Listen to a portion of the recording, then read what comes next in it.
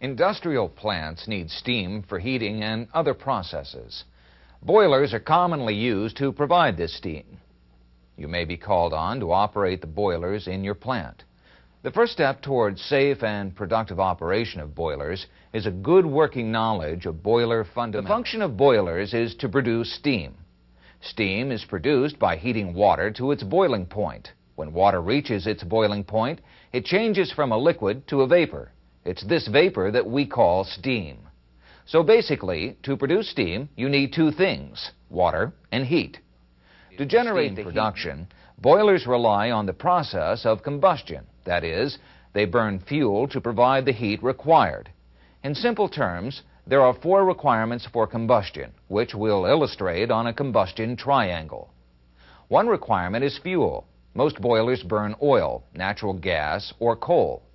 The second requirement is air. More specifically, air contains the oxygen needed for combustion. The third requirement is heat. Heat is required to raise the temperature of the fuel-air mixture to a point where a chemical reaction or ignition takes place. The chemical reaction is the fourth requirement. If any one of the requirements is missing, combustion will not occur. The two requirements for steam production are water and heat. The heat's provided by combustion. Boilers are designed to allow the requirements for steam production and combustion to come together. Let's see how by looking at a boiler's basic operating principles. We'll assemble a simplified boiler. This is a container or shell. With water in it, the water takes care of one of the requirements for steam. We'll also add a pipe to provide a continuous supply of fuel to the combustion area. That is, the area beneath the shell. Heat from the flame satisfies the second requirement for steam production. As the shell heats up, heat is transferred from the shell to the water, and the water boils, producing steam. But a boiler modeled on this example won't work for industrial applications. First of all, the shell is open to the atmosphere, so there's no way to collect the steam. In addition, as the water boils to steam, there's no way to replenish it. Without water, the shell could overheat and be damaged. Given these factors, we'll have to make some changes. First, we'll cover the shell to prevent the steam from escaping. Then we'll add a steam outlet line to collect the steam and route it to where it can be used. We also need a way to supply water to the shell so it won't boil dry. So we'll add a feed water line. It will provide a continuous supply of water to replace the water that's changed to steam. Now we have a boiler that can heat water, produce steam, and route it out of the shell to where it's required. But this design is still not as efficient as it could be. Can you think of a reason why not? With this design, much of the heat in the combustion area escapes to the atmosphere. This heat is wasted because it doesn't go toward the production of steam. This boiler can be modified further to make it more efficient. By adding an insulated casing, we can minimize the heat loss, but this creates another problem. The flame goes out because the casing cuts off the source of air. To correct this, we'll add a fan to supply air to the boiler and an outlet to remove combustion gases.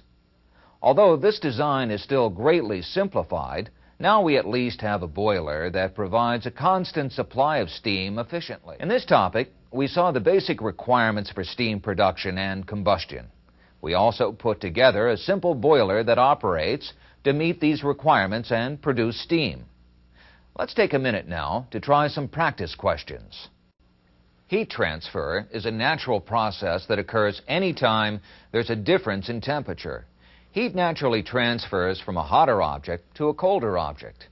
Basically, heat transfer occurs in three ways: radiation, convection, and conduction. Radiation is a process in which heat is transferred through electromagnetic waves. All matter gives off some radiant energy in the form of electromagnetic waves. But the best example is probably the sun. It gives off vast amounts of radiant energy. As the sun's radiant energy travels through space, some of the electromagnetic waves contact the Earth. Some of these waves are reflected back into space, but others are absorbed by the Earth. Only the waves that travel in a direct line of sight between the Earth and the Sun come into contact with the Earth. The energy contained in the waves is absorbed by the Earth as heat that warms the Earth. The amount of heat transferred depends on the number of electromagnetic waves absorbed. A second type of heat transfer is convection. Convection is the transfer of heat within a fluid, that is, a liquid or a gas. It's caused by a mixing action within the fluid. To demonstrate convection, we filled a beaker with water and set it on a hot plate. We'll also add some dye to show the mixing action. As the bottom of the beaker heats up, the temperature of the water closest to the bottom increases.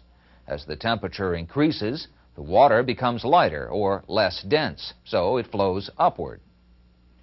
The warmer water mixes with the cooler water near the top of the beaker, and heat transfer occurs.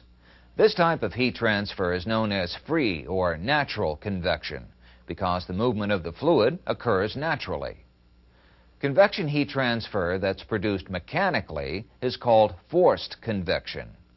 Many buildings have forced convection heating systems. These systems use fans to force warm air into rooms. The warm air then mixes with the cooler air in the room, and convection heat transfer occurs. A third type of heat transfer is conduction. Conduction is the transfer of heat through a solid object or between two objects as a result of physical contact. For example, if we heat the middle of a steel rod, the end will heat up as well. The heat transfer from one end of the rod to the other is due to conduction. We've now seen the principles behind radiation, convection, and conduction. The three main types of heat transfer are radiation, convection, and conduction. Each of these types is involved in transferring heat from the burning fuel to the water in a boiler. To see how, we'll use this example. This type of boiler is called a water tube boiler, but the heat transfer principles at work apply to just about all boilers. The boiler has a series of tubes and two drums which distribute water to the tubes. The tubes form a wall around the combustion area. This is the area where heat is generated. When fuel burns in a boiler, radiant energy in the form of electromagnetic waves is produced. These waves travel through the combustion area. The waves in a direct line of sight with the tubes make contact with the outer tube surfaces, and the tubes absorb heat. This is radiant heat transfer. The burning fuel also produces combustion gases. As these hot gases pass through the boiler, they transfer heat to the tubes as well. This is convection heat transfer. As the outer surfaces of the tubes absorb heat, conduction heat transfer occurs. Heat is transferred from the outer surface to the cooler inner surface. Then heat is transferred from the inner surface to the water flowing through the tube. Convection heat transfer also occurs as the warmer water mixes with cooler water.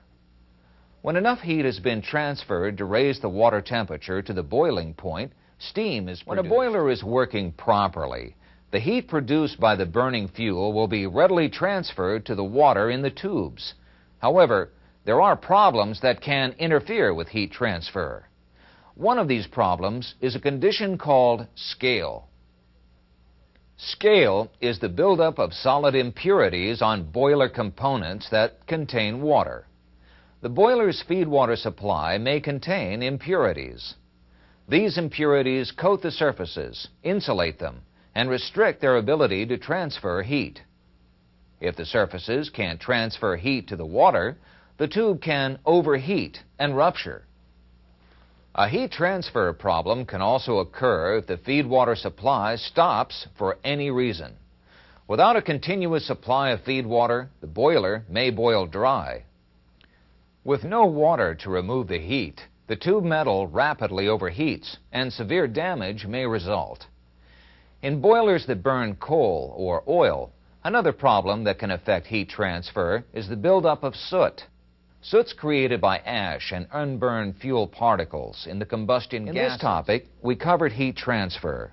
We looked at the major types of heat transfer, and we saw how heat transfer occurs in a boiler. We also looked at a few typical heat transfer problems. Now let's try some practice questions. Basically, fire tube boilers route hot combustion gases through metal tubes. The tubes run through a shell filled with water. Fire tube boilers vary in design, but most operate under similar principles. The combustion area for this one is here. A group of horizontal fire tubes routes combustion gases through the boiler. There's also an outlet for the gases, a feed water line, and a steam outlet line. During operation, water enters through the feed water line. The water level is maintained above the fire tubes to protect the tubes from overheating. Fuel and air enter the combustion area. The burning fuel transfers heat to the water in the shell. The hot gases flow through the fire tubes, and additional heat is transferred to the water surrounding them. Each time the gases are routed through the shell, it's called a pass. The gases pass through 2 times in this example, so it's a 2-pass boiler. The combustion gases flow out of the boiler here in this example. As the water in the boiler is heated, some of it turns to steam. The steam-water mixture is lighter than the cooler water in the boiler, so it tends to rise. Steam collects above the water level. Then it flows through the outlet and into the plant. The feed water, which is cooler and heavier than the steam-water mixture, flows to the bottom of the boiler.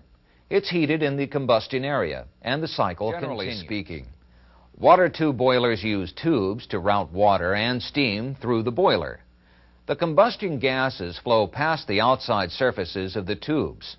Let's examine this principle in more detail. Water tube boilers may vary in design, but most of them operate in basically the same way. This particular boiler consists of a series of water tubes and 2 drums. The drums distribute water to the tubes. The water tubes connect the drums and form a wall around the combustion area of the boiler. This is where heat is generated. Water is fed into the upper drum through a feed water inlet line. The water tubes and the lower drum are completely filled with water. The upper drum is only filled to a certain level. This provides space for steam to collect, so the upper drum is often called the steam drum. As fuel is burned in the combustion area, heat is transferred to the adjacent water tubes. The combustion gases then flow out of the boiler. Water circulates from the upper drum through the water tubes and into the lower drum. The lower drum is often referred to as the mud drum. From the lower drum, the water is distributed to the water tubes surrounding the combustion area. As the water in the tubes is heated, a steam-water mixture is produced. The steam-water mixture enters the upper drum. The steam is separated from the water and routed through the steam outlet. And in this topic, we looked at the 2 main types of boilers, fire tube boilers and water tube boilers. We saw basically how they're designed and how they operate. At this point, let's try some practice questions on fire tube and water tube boilers.